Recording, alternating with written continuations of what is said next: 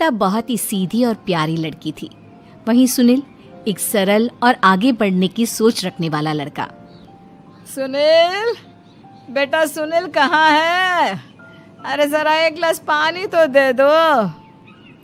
हाँ माँ, अभी आया। क्या माँ, पानी तेरे सर के पास ही तो रखा है, क्या हो गया है? तबीयत खराब है क्या?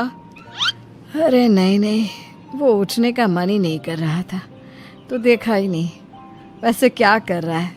यहाँ बैठना मेरे पास। माँ पढ़ रहा था। वो कहना नौकरी में तो वक्त नहीं मिलता, अब ऑफिस से घर आकर ही तो वक्त मिलता है। अच्छा अच्छा ठीक है, पढ़ ले जा बेटा। सुनील पढ़ लिख कर और आगे बढ़ना चाहता था, लेकिन माँ की तबीयत खराब देखकर सोचता है कि शादी ही कर ले। कब तक माँ का ख्याल वो अकेले रख पाएगा? तो एक दिन, माँ ये ममता है, मैंने इससे शादी कर ली है।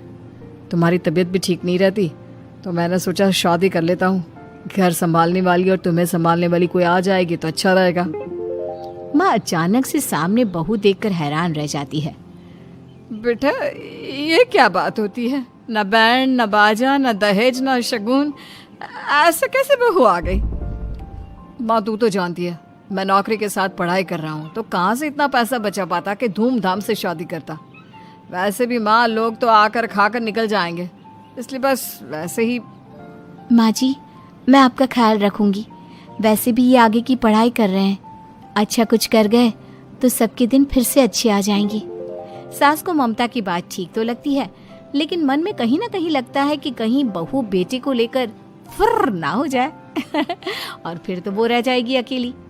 बेटा देख, मेरा जो कुछ भी है वो सुनील ही है, और सुनील का भी अब इस दुनिया में मैं ही हूँ और कोई नहीं। क्या सुनील?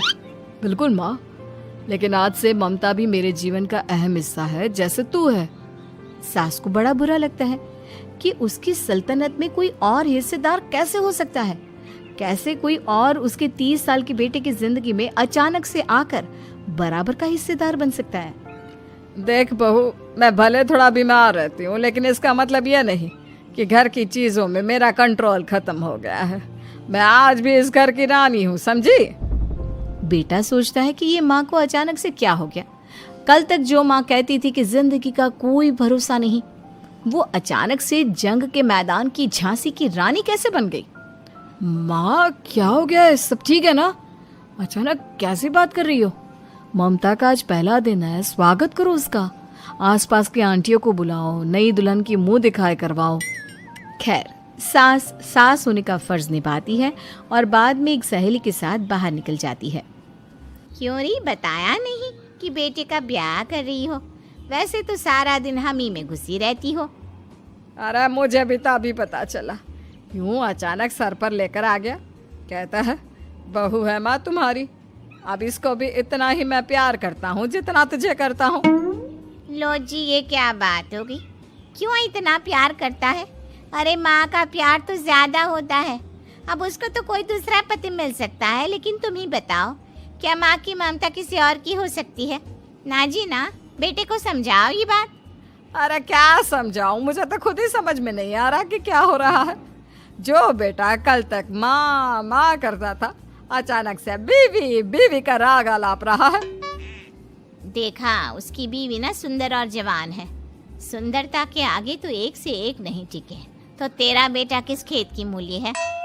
सास को भी समझ में आ जाता है कि बहू की सुंदरता के आगे माँ का प्यार किसी काम का नहीं। उधर बीवी, ए जी, अम्मा जी सहेलियों को छोड़ने गई थी, अभी तक आई नहीं, हम देख आए क्या?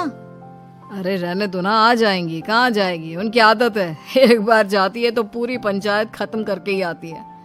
अच्छा ही है, खाना वाना खा कर गई होगी। छोड़ो ना, घूमेगी तो खाना पचेगा नहीं तो ऐसे ही खाट पकड़ लेगी।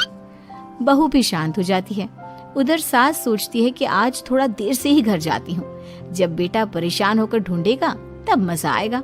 बीवी को खुद ही पता चल जाएगा कि माँ के आगे उसकी दाल नहीं गलेगी।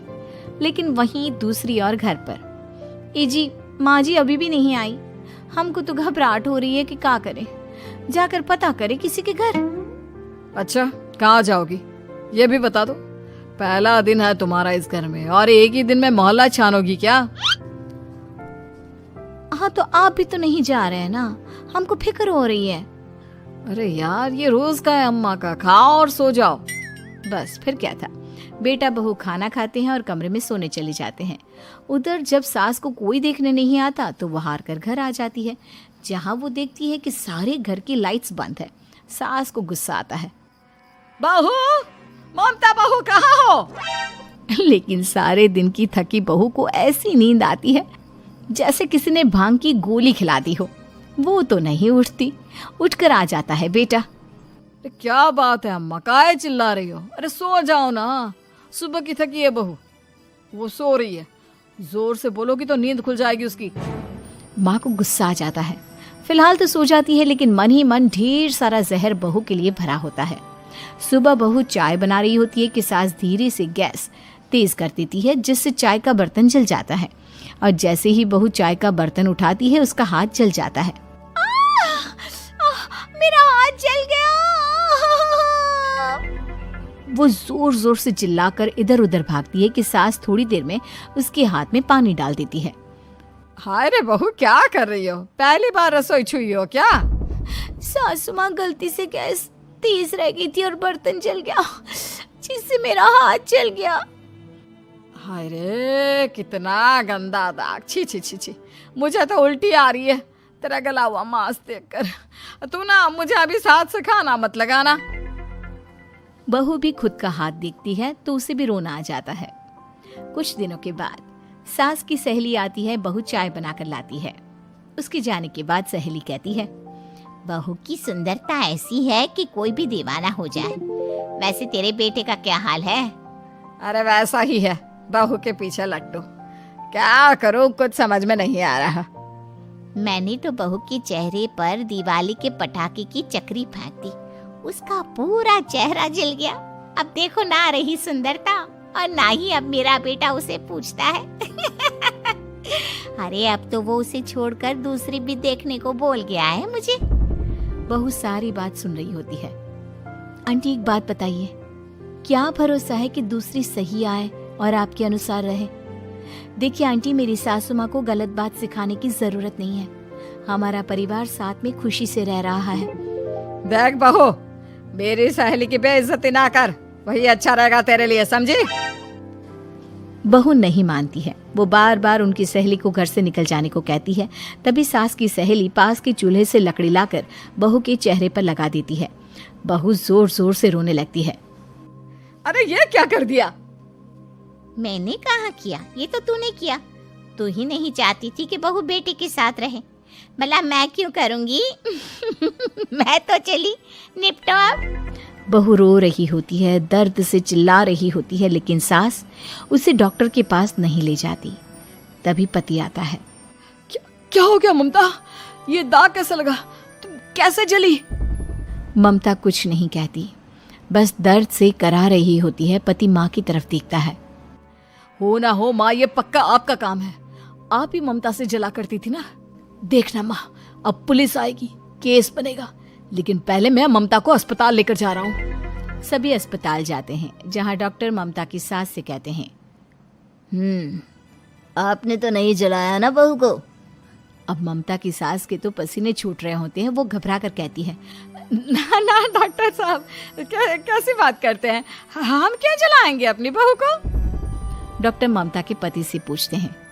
देखिए, क्योंकि ये ससुराल में जली है तो मामला पुलिस का बनता है, तो आप पहले पुलिस को बुलाइए, तभी इलाज पूरा होगा। सास डर जाती है कि अब तो बच्ची जिंदगी जेल में ही रहना होगा।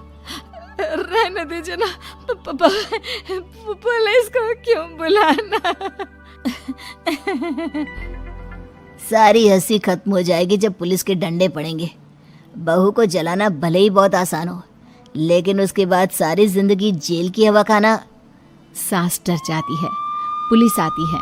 पास लेटी दर्द से करा रही ममता स्टेटमेंट देती है। तो क्या हुआ था? कैसे जली आप? ममता पास खड़ी सास को देखती है। बेटी बताओ, कैसे जल गई तुम? ओए, काका का किरण वाली शाहरुख, चुप, बिल्कुल चुप। सास चुप। सभी इंतजार करते हैं कि ममता क्या बोलेगी। जी, मैं खाना बना रही थी, लकड़ी उड़कर मेरे ऊपर गिर गई और मैं जल गई। सास बहू की बात सुनकर रोने लगती है। देखा माँ, कितनी समझदार है ममता। ये चाहती तो, हाँ बेटा, ये चाहती तो मैं आज जेल में होती। मुझे माफ कर दे। मैं आगे से अभी कभी ऐसा नहीं करूंगी। बहू के साथ मिलकर रहूंगी। मुझे माफ कर दे।